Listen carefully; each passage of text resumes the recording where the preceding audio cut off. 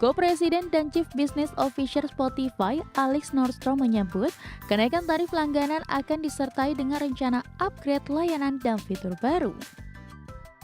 Sebelumnya pada awal bulan ini, manajemen perusahaan asal Swedia itu mengatakan akan menaikkan tarif langganan bulanan untuk pelanggan individual premium di beberapa pasar mulai September mendatang. Rencana kenaikan tersebut sejalan dengan rencana Spotify meningkatkan margin keuntungan.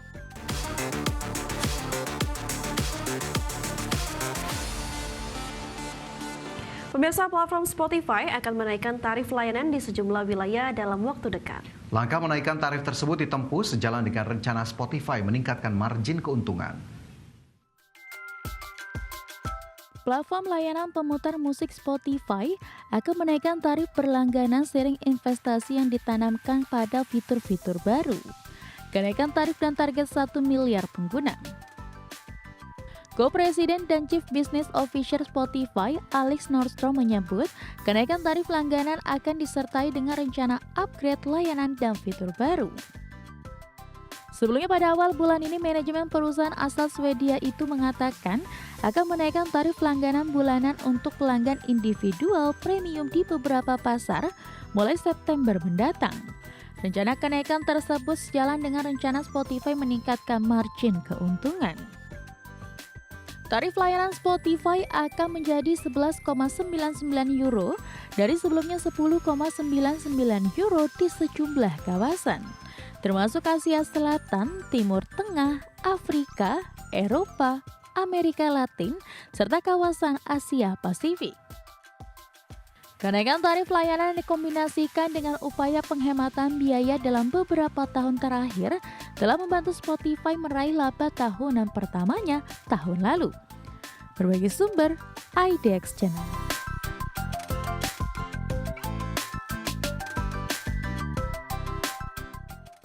Pemirsa, Coca-Cola sedang menjajaki opsi strategis untuk menjual unit bisnis kopi Costa Coffee. Langkah ini dilakukan dengan menggandeng bank investasi Lazard sebagai penasehat.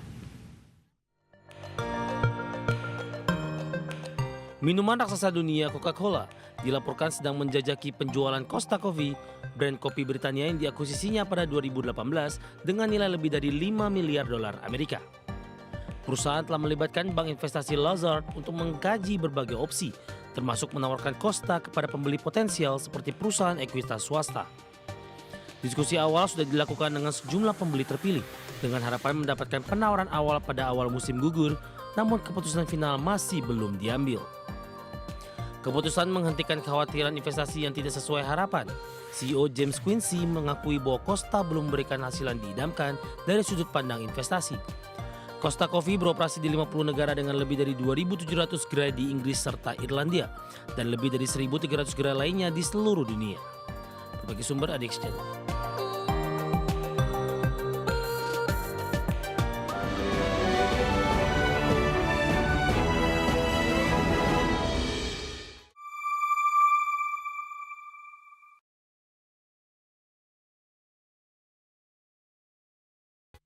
Masih di Prime Market Highlight, pemirsa, SpaceX kembali menunda uji terbang roket raksasa Starship dari fasilitas Starbase di Texas. Penundaan dilakukan hanya 30 menit sebelum jadwal lepas landas akibat masalah pada sistem darat. SpaceX kembali menunda uji terbang roket raksasa Starship dari fasilitas Starbase di Texas. Starship yang terdiri dari Super Heavy Booster setinggi 70 meter dan tahap atas 52 meter sudah terpasang di landasan peluncuran dan tengah diisi propelan. Namun SpaceX mengumumkan pembatalan sesaat sebelum lepas landas lewat platform X. Elon Musk yang sedianya memberi pembaruan perkembangan Starship juga membatalkan siaran langsung resmi. Meski SpaceX belum memastikan jadwal baru, pengalaman sebelumnya menunjukkan penundaan semacam ini biasanya hanya berlangsung beberapa hari. Starship sendiri diproyeksikan menjadi tulang punggung bisnis peluncuran masa depan sekaligus kendaraan utama misi ambisius Musk ke Mars.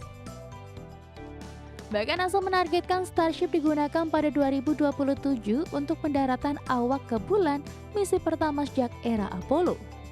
Namun pengembangan Starship masih dipenuhi kendala serius sepanjang tahun ini, dari uji coba yang gagal di awal penerbangan, ledakan besar di fasilitas uji, hingga kegagalan masuk kembali atmosfer pada penerbangan ke-9. Meski begitu, SpaceX tetap gencar memproduksi prototipe baru dengan peningkatan mesin, pelindung panas hingga desain flap kendali yang lebih kuat menghadapi tekanan ekstrim. Berbagai sumber, IDX Channel. Pemirsa, Meta memasukkan teknologi AI dari Midjourney ke produk masa depan mereka. Langkah strategis ini bagian dari usaha menggandeng teknologi ke depan. Meta resmi menandatangani perjanjian lisensi dengan Midjourney untuk mengadopsi estetika teknologi mereka ke dalam model-model AI dan produk-produk masa depan. Kesepakatan ini ditujukan untuk memperkuat model dan produk masa depan Meta, sekaligus menegaskan ambisi perusahaan dalam meningkatkan kualitas visual di tengah persaingan ketat industri AI. Kerjasama ini melibatkan koordinasi antara tim penelitian Meta dan Midjourney yang menandai transformasi melampaui sekedar pemanfaatan teknologi mudah pakai. Meta menekankan strategi all of the above dengan kompetensi internal, infrastruktur besar, dan kolaborasi industri. Midjourney terkenal dengan kualitas image dan video eretik estetis yang memukau. Dengan lisensi ini, Meta berambisi menyaingi keunggulan model seperti OpenAI Sora dan Google VEO di segmen generatif visual. Midjourney ditegaskan bahwa perusahaan tetap mandiri dan bebas investor meski menjalin kerjasama dengan Meta. CEO David Holz mengatakan misinya adalah membawa keindahan ke miliaran orang tanpa mengorbankan kebebasan kreatif. Sebagai sumber IDX Channel.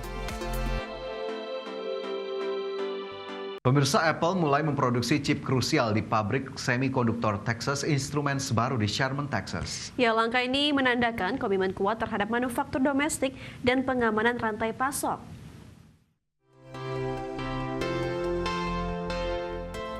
Di tengah ketegangan dagang global, Texas Instruments resmi membuka pabrik semikonduktor senilai $60 miliar Amerika di Sherman, Texas.